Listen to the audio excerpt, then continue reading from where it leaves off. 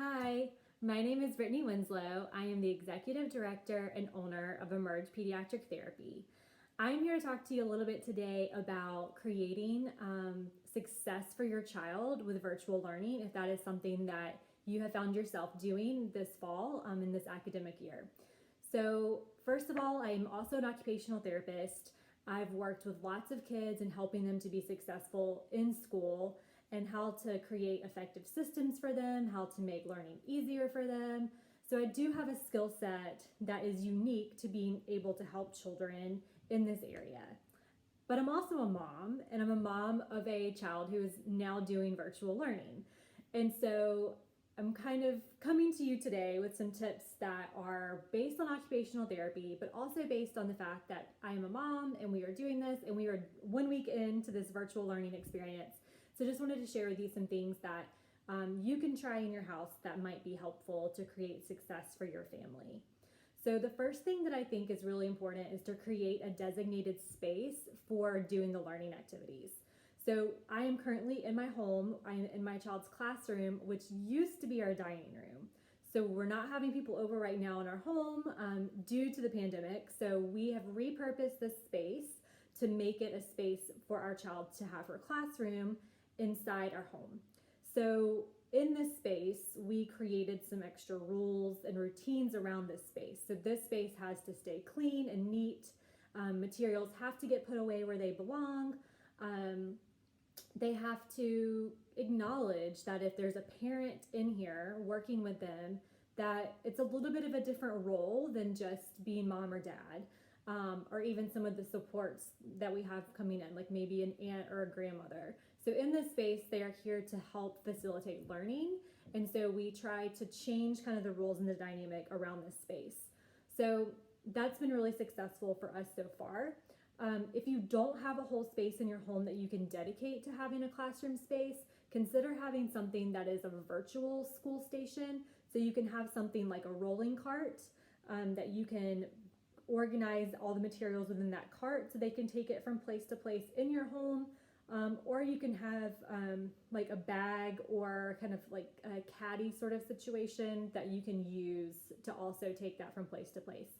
If your child is going out of the home to do some of their virtual learning and they're not consistently in your home, I would recommend something like a backpack that's nicely organized and has a lot of different compartments where you can put all the materials, and again, making sure that that backpack is organized and reset at the end of the day. So within the whatever space you're using or however you're organizing that space, I highly recommend having things labeled and organized so that your child can easily put things back where they belong. So for us, we have things like this in the classroom. So it created some labels where we can just have things like glue, paintbrushes, crayons, pencils, markers, whatever it is, so that my child, who's a first grader and is learning how to read, she can start to kind of figure out some of these things and sound out some of the sounds to figure out where they need to go. If you have a younger child or your child is not quite ready to do some of that reading, you can do visuals to show the child that this is what this is. And so you can, instead of having the word glue, you could have a picture of glue. We chose to laminate them and stick them onto these areas. Also, we did that with Velcro. So if we wanted to move things around, we were not locked into that, using that particular compartment for what we needed as we get into this and learn what we actually are going to need. So at the end of the day, I always recommend having those things all reset. So whatever materials that are being used during the day, go back into those places just like they would do if they were in the classroom. In the classroom, they have a portion of their day where they're packing their book bag, they're putting things away. So we build that into our virtual learning as well. So also want to consider your child's seating. So you want to make sure that you are having your child in a position that follows the 90-90-90 rule. So you want a 90-degree angle at your child's foot, like at their ankle on the bottom of the floor. You also want that angle at their knees and at their hips. So we have a standard dining room chair in here that our daughter uses. So what we've had to do is modify that a little bit for her.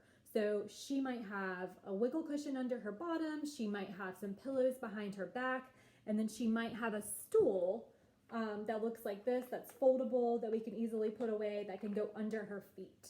So other things, you can just grab things from your house to make sure that they're all set up in that space. You can use books to elevate the computer to get it a little bit higher to make sure that computer is at eye level. So whatever you need to do to make those modifications to help your child to have a good position for learning. Because if they are slumped back in their chair or if they're over on the front, their ability to be able to really take in the information and be attentive is going to be impacted. So this is a big thing to make sure that you're following, which we don't normally have to think about whenever our child is doing things in the home. So additionally, planning for alternative places for them to learn as far as seating goes. So my daughter doesn't love sitting in her chair all day to do her work, even if she is following the 90-90-90 rule. So we have set up other spaces within this classroom area where she can go to a carpet on the floor and she can lay on her stomach and she can do her work there. She can choose to move this chair out of the way completely and stand and do some of her work. And she has something that she can use to elevate her computer if she needs to do that. Being able to change positions throughout the day is a way to be able to get more vestibular input for your child. And the vestibular system is key in being able to regulate arousal and attention. So that's going to be really important. There's other ways for them to learn other than just sitting in their seat. So speaking of the vestibular system and other sensory things that we can do, we have chosen to set up a sensory station in our classroom. So you'll see over here on the wall, we have a wheel that I just got from the dollar spot that we have modified to tie in with the zones of regulation. So my daughter can go over there, she can do a check-in, she can see, is she ready to learn? Is she feeling frustrated? Is she feeling tired? What are some things that she can then do to bring her attention back to where she needs to complete her work? So beside that, we have two little bins that I've put on the wall. One is for chewies. That's something that's important to her in regulating her system. And we also have one for fidgets.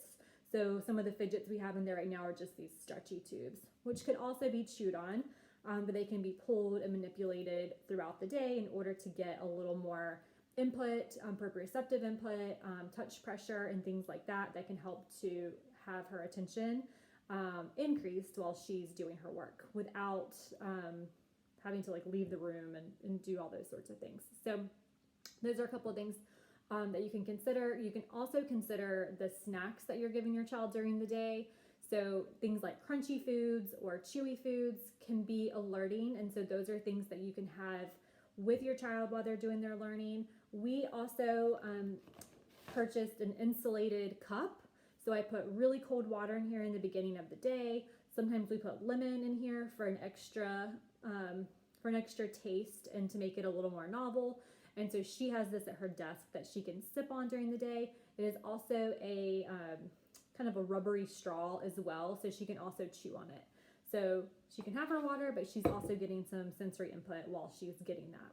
So if you've also found yourself having to work from home while your child is doing their virtual learning, or if you just have other things in the home that you're having to attend to, there's a few things that you can do to really help set up your child to be more independent, to be able to move through this virtual learning process without your help step by step. So the labeling I spoke about earlier, labeling is a really great way in order to be able to build some of that independence, and then making sure that they're putting things back at the end of the day. So when the teacher says, I need you to get some paper and a pencil to do this next activity, they don't have to say, Mom, Dad, I need your help. I don't know where the pencil and paper are. They can just go and get it and they can bring it back to their space. So also teaching them ahead of time how to navigate their computer, figuring out the things that they might need in order to be able to do that. You can bookmark things on their computer so that they can have the visuals. And then with that, you can just print off what that visual icon looks like and make a little cheat sheet for them to show this is where you need to go. And so we can, in the beginning, go and help them transition through this, but also taking a little bit of that extra time to see if they can figure out those pieces will help them to be more independent. It will help them to build their confidence, and it will hopefully give you a little extra time in your day to be able to attend to other things that you might need to be attending to as well. Another really great tip that worked well for us this past week was packing lunches and snacks ahead of time. So I went ahead and packed her lunch just as if she was going to be going off to school, and I made sure that she had snacks that she could access. So when it was time for her to have a break and get a snack, or have a break and have her lunch, she was able to go over, pick up those things and eat her snack and eat her lunch without me having to stop and take a break and make those things for her. We also have set up a little area where she can grab a picnic blanket and she can head outside. If she wants to go outside and do her lunch, she's able to go outside and do that while I am able to tend to other things like working from home during the day. So that's been really successful in giving me a little more time to do what I need to do, helping her to feel independent and helping her to have all the things that she needs. So teaching further organization skills like that is going to be really, really important. Helping them to understand how to manage their materials, having folders that might have visuals on it for where things go, and help just take that time in the beginning to help them figure out how to set those things up, and then also helping them figure out what to do when it's not working. So giving your child the opportunity to try something, to problem solve through something. If it doesn't work, encouraging them to say, I don't know if that, let's see, what's a different way that maybe we could do that? What do you think we could try? Helping them to kind of figure these things out. That's going to create independent problem solving for them and help them to be successful when they're able to figure out a better way. So just working through some of those pieces in the beginning, helping them out in order to be able to help them be more independent problem solvers and be really confident in their ability to solve problems without you, and making it an environment where it's okay to try something, and it doesn't work, we'll just try something else.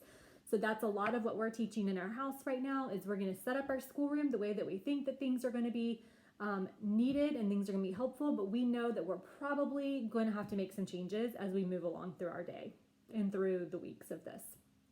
So other tools I just wanted to share with you before we finish up, things that have been helpful for us. So we purchased some blue light glasses, the blue light blocking glasses.